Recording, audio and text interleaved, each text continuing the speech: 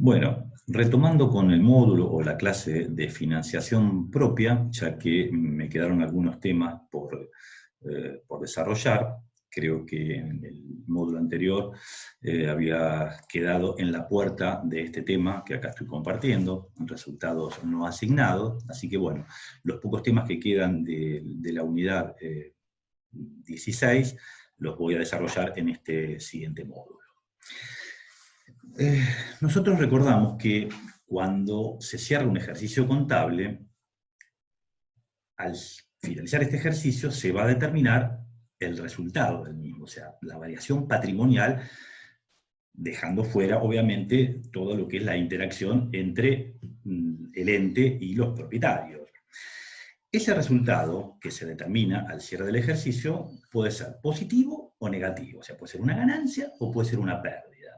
Y se va a estar contabilizando en el patrimonio neto, donde en la cuenta de resultados no asignados. ¿Qué significa esta cuenta? Y bueno, que van a ser resultados que no tienen a ese momento una asignación específica, de ahí el nombre, resultados no asignados. También lo podemos encontrar con el nombre de resultados acumulados, o sea, están acumulados a ese momento y no tienen una asignación específica.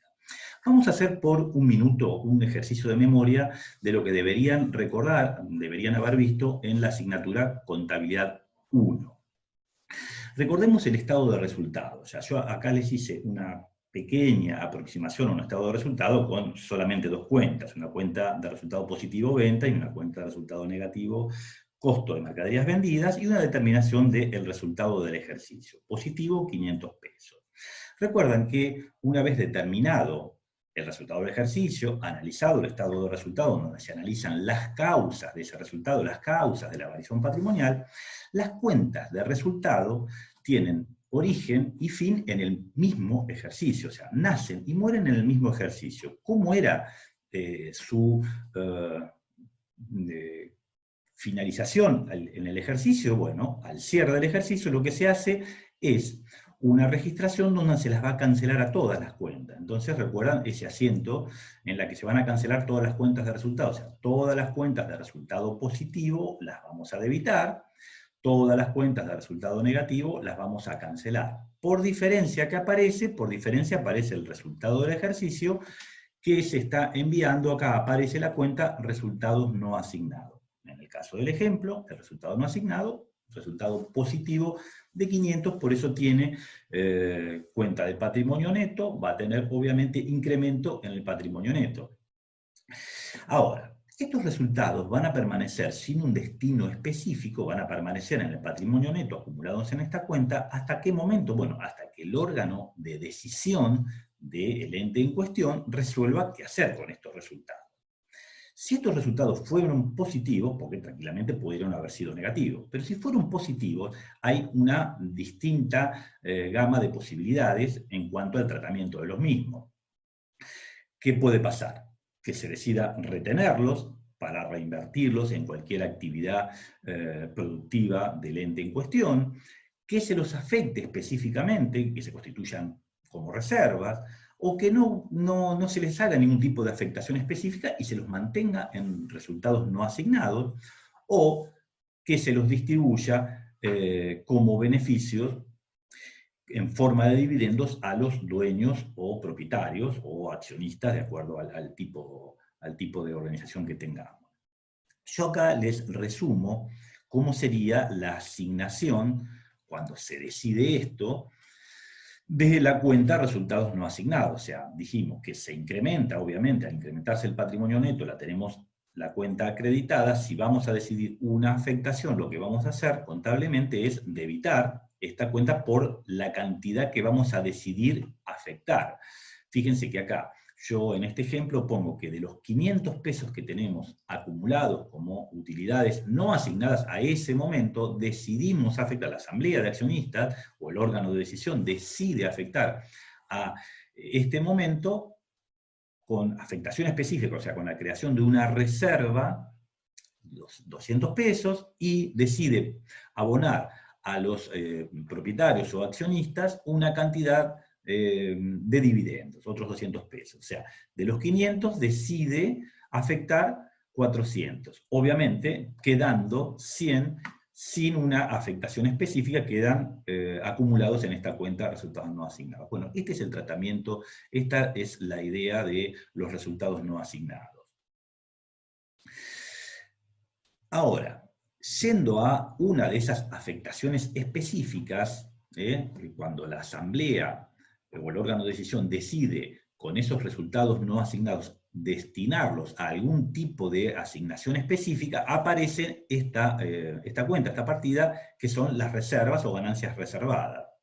Por tanto, podríamos definir a las reservas como ganancias que quedan retenidas en el ente, pero con un destino específico. Esta es la característica distintiva y fundamental de las reservas. Se retienen, pero se les asigna un destino específico. Ahora, nosotros sabemos que los destinatarios naturales de las utilidades, de los beneficios de un ente, de una sociedad, obviamente van a ser los propietarios o socios. Pero bueno, ¿qué puede llegar a pasar? Que los organismos de decisión del ente decidan, por algún motivo, restringir parte de esas utilidades y afectarlas a un destino en particular, o directamente puede decidir dejarlas sin una afectación específica y no distribuir toda la cantidad de utilidades que tuvo en un determinado ejercicio una sociedad. Así que, si bien sabemos que los destinatarios naturales son los socios, los mismos socios en los organismos de decisión pueden decidir que en vez de todos los resultados positivos, todas las ganancias sean distribuidas, sean asignadas como una remuneración a ese capital aportado, se destinen específicamente a alguna cuestión, o que no se destinen, pero que tampoco se distribuyan. Entonces, los motivos particulares, los motivos por los cuales se decida no asignarlos, o no distribuirlos, o asignarlos específicamente a algún tipo de cuestión, bueno, puede pasar porque dentro del ente se decidan encarar nuevas inversiones, expandir la actividad, se puede decidir resguardar fondos para futuras contingencias, obviamente también por cuestiones de un mandato legal o estatutario. O sea, ahora vamos a ver que una de las posibilidades de la afectación específica está determinada por la ley. También puede decidirse no distribuir dividendos y asignar a una cuenta específica para mostrar una mayor situación de solvencia ante los acreedores. Así que, teniendo en cuenta el origen de la afectación específica de este resguardo de ganancias, de esta reservación de ganancias, las podemos clasificar a las reservas en dos grandes grupos, las que denominamos obligatorias y las que vamos a denominar libres o facultativas. Las obligatorias pueden ser de dos tipos, o sea, la obligación puede provenir de la norma legal, de un mandato legal, o puede provenir del estatuto social, que el estatuto social, de manera interna, o sea, para el desenvolvimiento societario, es como si fuera una ley para la sociedad, una ley interna, vendríamos a decir. La Ley General de Sociedades, en el artículo 70, establece que tanto las sociedades por acciones como las sociedades de responsabilidad limitada van a tener que enviar de todas las ganancias líquidas y realizadas obtenidas en el ejercicio una determinada porción a una reserva que se denomina obviamente legal, porque se constituye por este mandato legal. ¿Cuál es la cantidad? ¿Qué nos dice la ley? Bueno, que se va a destinar por lo menos un 5% de estas ganancias y hasta cumplir o hasta llegar al 20% del capital social. Esto es lo que nos dice la ley. Así que, obviamente, de las utilidades líquidas y realizadas en todo ejercicio, hay que primero ver lo que nos dice la ley en cuanto a cumplir con esta normativa. Este tipo de reserva, la que denominamos reserva legal, van a ser de afectación o distribución prohibida, o sea, los importes que quedan retenidos no van a poder ser distribuidos bajo la forma de beneficio, de dividendos, perdón. Lo que sí se puede hacer es utilizarla para el caso de la absorción de pérdidas. ¿Recuerdan cuando vimos en el módulo anterior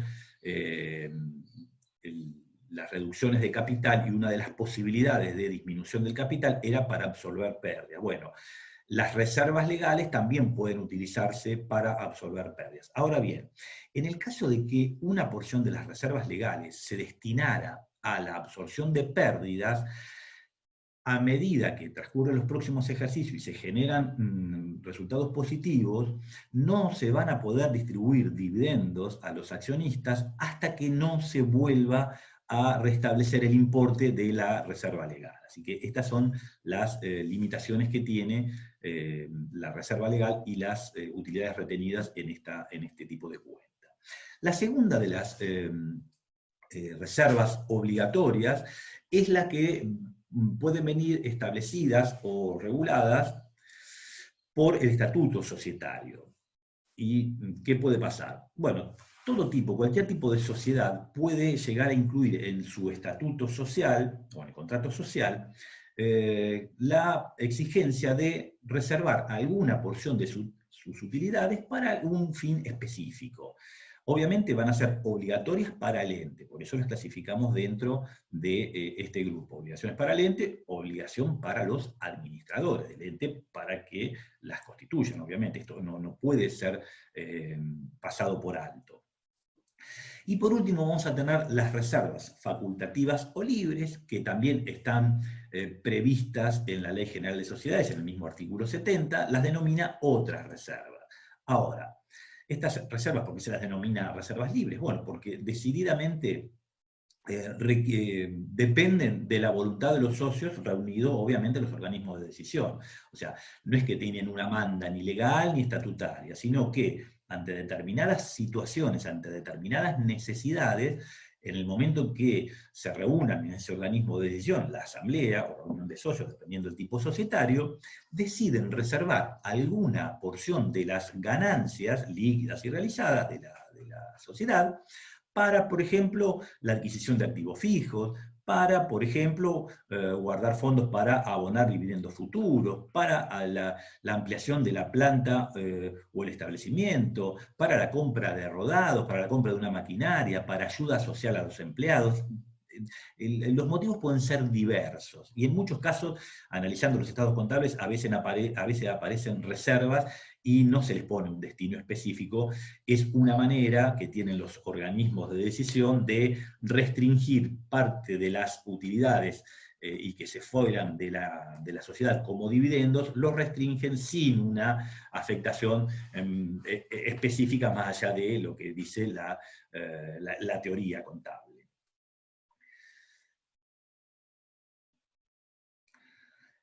Bueno, por último, el punto del programa nos pide que desarrollemos los dividendos. Dividendos que pueden ser dividendos en especie o dividendos en efectivo. ¿Qué son los dividendos? Bueno, los dividendos van a ser la manera que tienen las sociedades de retribuir al capital aportado, la manera que tiene de retribuir a los aportantes de los fondos en esta fuente de financiación que venimos desarrollando. Ustedes fíjense que en el título les puse no solo los dividendos en efectivo, dividendos en especie, sino que dejé aclarado también que hay otra posibilidad que van a ser dividendos en acciones liberadas, que también lo voy a desarrollar. Acá vamos a diferenciar entre dos grandes grupos de sociedades. Cuando son las sociedades más simples, las sociedades de personas, en los mismos contratos que se generaron al momento de establecerse, ya puede quedar establecido que tanto las ganancias o pérdidas que se determinen al cierre de un ejercicio contable se transfieran de manera automática a las cuentas particulares de los socios sin mayores requerimientos, sin mayores trámites, sin mayores formalismos. Obviamente, ¿cómo los van a mandar esas ganancias o pérdidas? Fundamentalmente las ganancias, bueno, en proporción a sus tenencias. Ahora bien, hay otro grupo de sociedades que son más complejas, son las sociedades que tienen un tipo de organización, lo que denominaríamos las sociedades de capital, dentro de las cuales tenemos siempre las más importantes, sociedades anónimas, sociedades de responsabilidad limitada, donde esa automaticidad ya no es así, ya no es tan automático el hecho de que se generen las utilidades, se terminen las utilidades en el ejercicio y se distribuyan sin ningún tipo de formalismo a los socios o propietarios. ¿Qué se necesita? Bueno, que los organismos de decisión, reunidos y con las mayorías necesarias, tomen, valga la redundancia, la decisión de hacer efectiva la distribución de dividendos, o sea, el pago, la remuneración a los dueños o propietarios. Así que esta situación se va a resolver de manera explícita, de manera formal, en los organismos de decisión, asamblea o reunión de socias, dependiendo el tipo societario que sea, y obviamente se va a decidir la cantidad y la modalidad. O sea, ¿a qué me refiero con la modalidad? Una vez que se analizan el estado contable, se analizan las ganancias obtenidas en un determinado ejercicio, la asamblea va a manejar, por eso es el organismo de decisión, va a manejar las políticas de la empresa. Dentro de ellas serán retener parte de esas utilidades para lo que veníamos desarrollando, pero también obviamente hay que remunerar a los accionistas o socios con parte de esas utilidades. La forma en la cual lo va a hacer efectivo lo va a decidir también la asamblea. Lo hará efectivo pagando los dividendos en efectivo o en especie. En especie, cuando hablamos de especie, hablamos de bienes. O sea, puede ser que la sociedad destine algunos bienes que posee para cumplir con esta obligación de pagar los dividendos a los socios o accionistas. Cumpliendo con los requisitos establecidos, los requisitos legales, los requisitos estatutarios, con las mayorías requeridas para esta situación, se reúnen los órganos de decisión y se resuelve esta situación. Yo acá les pongo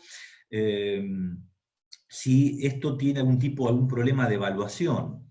Pensemos en la registración del pago de dividendos. Vayamos un poquito atrás en la afectación de los resultados no asignados. Debitaríamos la cuenta de resultados no asignados y estaríamos acreditando el pasivo, dividendos a pagar en efectivo, dividendos a pagar en especie, el bien que sea. Entonces, problemas de evaluación en general no tiene, porque el pasivo monetario, el pasivo, los dividendos a pagar en efectivo no traen ningún tipo de problema de evaluación. Sí lo tendrían, la mínima consideración que tendríamos que hacer, si se reconoce un pasivo en especie, o sea, una obligación para con los accionistas de abonarle los dividendos. Si le asignáramos bienes, obviamente los bienes tienen una cuestión de medición o de evaluación. Bueno, ¿cómo resolvemos esta cuestión al momento de hacer la registración, al momento de reconocer esta obligación del ente para con los propietarios o socios? Bueno, respetando obviamente los criterios de medición de los activos que poseía la sociedad. O sea, vamos a tener que respetar los mismos criterios de evaluación a la hora de medir los bienes, como si los tendría la empresa. Bueno, esto, al momento de reconocer este pasivo y al momento de darlos de baja de la empresa, hay que respetar los mismos criterios de evaluación. Así que no tiene mayores inconvenientes esta situación. Ahora, lo que sí es una situación un poco más compleja, y por eso yo lo agregué, más allá que el programa no lo recepta específicamente, pero va de suyo que este tema es una opción vulgarmente utilizada en la práctica societaria, que es el de abonar la totalidad o una parte de los dividendos a los accionistas en acciones de la propia sociedad. No confundamos con acciones propias en cartera, que esa era otra cuestión, lo que tratamos en el módulo anterior. Esto estamos hablando de abonar los dividendos en acciones de la propia sociedad. Estamos hablando de capitalizar resultados acumulados o no asignados. O sea, ¿qué estamos haciendo? De los resultados no asignados o acumulados positivos, vamos a una parte afectarlo a la capitalización, o sea, vamos a emitir nuevas acciones. Recordamos que en el módulo anterior yo les mencioné las posibilidades de aumento de capital, y en una de las filminas yo le había puesto que eran 4 posibilidades, sumada a la quinta, que había sido la primera que habíamos desarrollado, que era el ajuste al valor nominal del capital, que también lo podíamos capitalizar. La opción primera que yo les había nombrado en el módulo anterior era capitalización de utilidades. Bueno, este es el caso. Capitalizamos utilidades para distribuir y para cumplir con la retribución a los socios o accionistas. Bueno, ¿cuál es la problemática o las particularidades que tiene esta situación? Obviamente estamos asignando los resultados no asignados, estamos disminuyendo los resultados no asignados, en principio estamos disminuyendo el patrimonio neto, pero estamos emitiendo nuevas acciones, con lo cual se está aumentando el patrimonio neto. Con lo cual, ¿qué está pasando acá? Claramente tenemos una operación permutativa, donde el patrimonio neto del ente no va a estar siendo modificado. Ahora, se van a emitir estas nuevas acciones y estas acciones se les entregan a los socios y los socios obviamente quedan liberados de toda obligación de pago.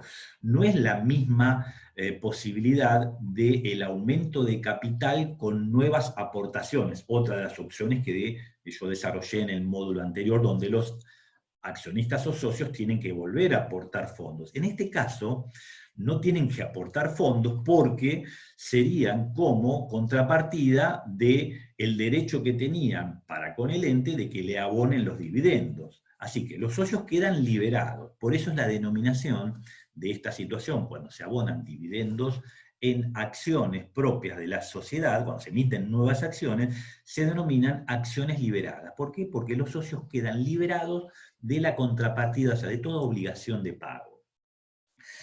Resumiendo y terminando con las características, porque esto es importante que lo tengamos claro, la entrega de estas acciones no implican ningún tipo de distribución o de asignación de activos a los socios, o sea, no implican ninguna disminución patrimonial del ente, ninguna disposición de parte del patrimonio del ente para con los socios. No van a variar los socios sus derechos relativos, sus participaciones proporcionales. ¿Por qué? Porque están recibiendo más acciones, pero sobre un capital en circulación también mayor. No nos olvidemos que emitimos más acciones, así que nos van a dar, a los socios les van a dar más acciones, pero de un capital mayor.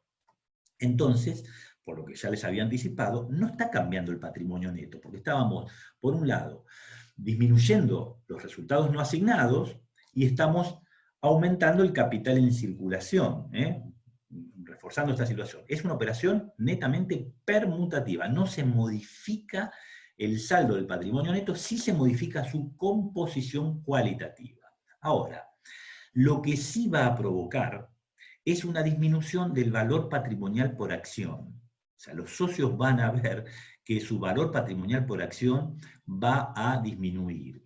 Y pensemos, ¿cómo sacábamos el valor patrimonial por acción? Era el valor patrimonial, o sea, el valor total del patrimonio del ente, dividido la cantidad de acciones en circulación.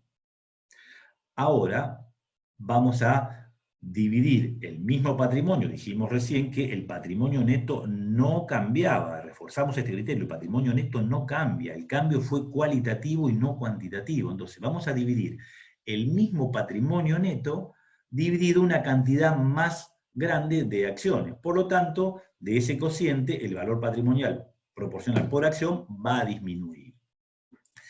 ¿Cuál sería el registro? El registro lo marco en dos momentos distintos. ¿Por qué?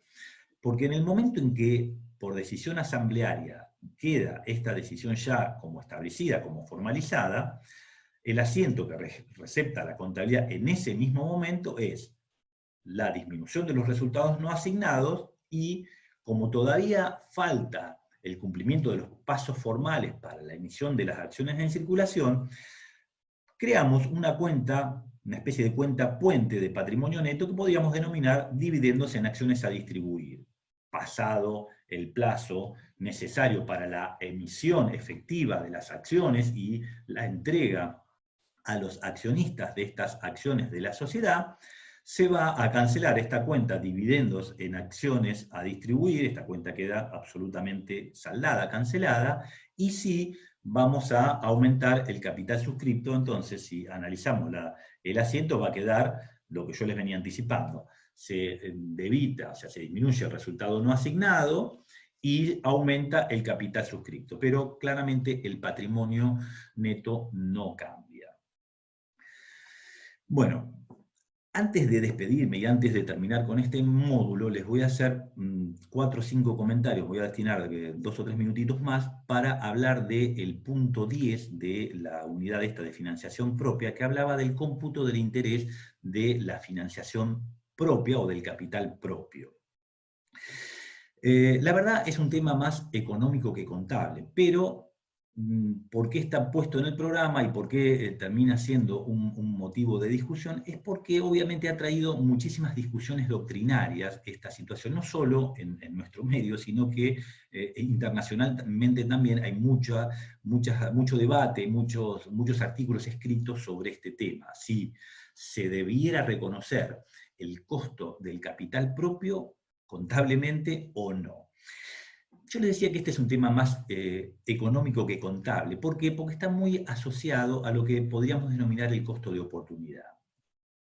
Pensemos o vamos un poquitito hacia atrás cuando yo les estuve explicando un poco el tema de capital, y recuerdan que yo les dije que el capital tenía una serie de funciones. Una de las funciones era la que podríamos decir función productiva en general, ¿no? ¿Qué significa con esta función productiva? Bueno, que todo el capital aportado y convertido en recursos está destinado a la obtención de los fines para los cuales fue creado el ente. Todos esos recursos y que fueron financiados indistintamente con capital propio o capital ajeno. Toda esta parte, todo ese análisis financiero que venimos haciendo en las últimas 2 unidades, tiene que ver un poco con esto. Entonces, desde el punto de vista económico, es indistinto si la financiación ha sido con fondos propios o fondos ajenos. Lo que importa es que obviamente hubo que conseguir fondos para obtener los recursos, para que con esos recursos, capital productivo, capital de trabajo, obtengamos los fines, cumplamos la finalidad para la cual fue constituido este ente. Ahora, ¿dónde aparece la discusión? Bueno, la economía dice, toda afectación de un capital, toda inmovilización del capital, claramente, decididamente, tiene un costo de oportunidad. Y va más allá y dice, si se reconoce explícitamente el costo del capital ajeno mediante el reconocimiento y las registraciones del interés, que es la remuneración al capital ajeno, con un detalle muy específico por la contabilidad, ¿por qué la contabilidad no recepta la retribución al capital propio? Y cuando hablamos de la retribución al capital propio, no se refieren solamente a el pago de los dividendos, porque ya vimos que a veces el pago de los dividendos está restringido por las decisiones societarias. O sea, la contabilidad claramente, y es un tema que también se ha tocado en las primeras unidades, cuando habla de la determinación de beneficio económico, la diferencia beneficio económico beneficio contable, anda dando vuelta el halo este del costo de oportunidad. Así que la gran pregunta fue siempre acá es, ¿por qué no se reconoce el costo del capital propio y sí se lo reconoce el costo del capital ajeno? Quizás la respuesta viene dada por la dificultad al momento de este reconocimiento y específicamente la dificultad al momento de las registraciones y las asignaciones de partidas. Hagamos la comparación. La registración de la remuneración al capital ajeno es sencilla, o sea, reconocemos un resultado negativo por los intereses, de acuerdo al criterio de devengamiento, y vamos a acreditar el pasivo, o sea, la obligación para con el que prestó los fondos, o el pago, la disminución del activo, cuando pagamos por esos intereses, por esa remuneración al capital ajeno. O sea, el asiento es muy sencillo, intereses a caja o intereses a intereses a pagar. Hagamos la equiparación con el reconocimiento del costo de capital propio, o sea, tendríamos que reconocer una cuenta de resultado negativo y tendríamos que acreditar una cuenta de qué característica. La obligación para con quién. Entonces, acá en doctrina se han manejado distintas alternativas, distintas soluciones, se ha encontrado que la verdad la mayoría de las soluciones son bastante discutidas y por eso es que a la fecha que estamos charlando sobre este tema no es la verdad no es para nada uniforme la posibilidad de aceptar y reconocer el costo del capital propio. O sea, es un tema que se discute, es un tema doctrinario, pero que no se reconoce en la práctica esta situación. En 2 minutos, ¿cuáles han sido las posiciones doctrinarias para el reconocimiento de esa contrapartida? Bueno, hay autores como, por ejemplo, Biondi, que manifiestan que se puede acreditar esa contrapartida a una reserva de capital. Recordemos los comentarios de la reserva de capital cuando desarrollamos el tema de prima de emisión, que dijimos que reserva de capital, o sea, las reservas tienen que provenir de utilidades líquidas y realizadas. Ese es el concepto, o sea, retener fondos con una asignación específica. Acá, ¿qué fondos estamos reteniendo? Bueno, pensemos que por ahí los fondos estamos reteniendo para remunerar a los accionistas. Ahora, ¿de qué utilidades estamos hablando? O sea, acá esta conceptualización obviamente tiene muchas críticas, no tiene mayores fundamentos, mayores precisiones. Otro de los autores muy reconocidos que ha desarrollado este tema, ha publicado artículos que tienen una cantidad de años también importante, ha sido Robert Anthony. Anthony, que dice que la contrapartida podría ser la utilización de la cuenta resultados no asignados, que desarrollamos hace unos minutos. ¿Y cómo lo manejaríamos? Bueno, lo manejaríamos al igual que la partida ajuste de resultados de ejercicios anteriores. O sea, resultados no asignados por la remuneración del capital propio lo estaríamos reconociendo en el estado de evolución del patrimonio neto, al igual que el área. Ahora, claramente el reconocimiento de estos resultados estaría vulnerando el principio de mantenimiento de capital financiero. O sea, ¿de qué resultados estamos hablando? ¿Cómo se determinan estos resultados? La dificultad en cuanto a la determinación y asignación, la verdad, es bastante seria, es bastante compleja.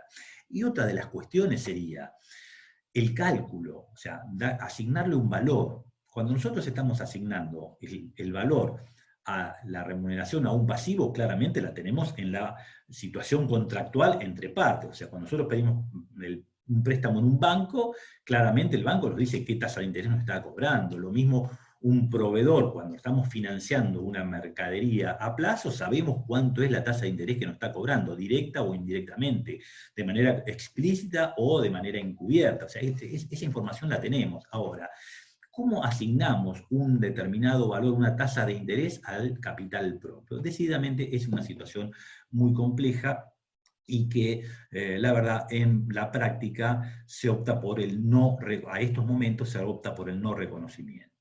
Bueno, con este tema dejo por concluido este módulo de financiación propia. Espero que les sea de utilidad, espero que lo hayan entendido. Acá les vuelvo a poner mi correo electrónico y si no, siempre está el portal de AU24 para que estemos en contacto.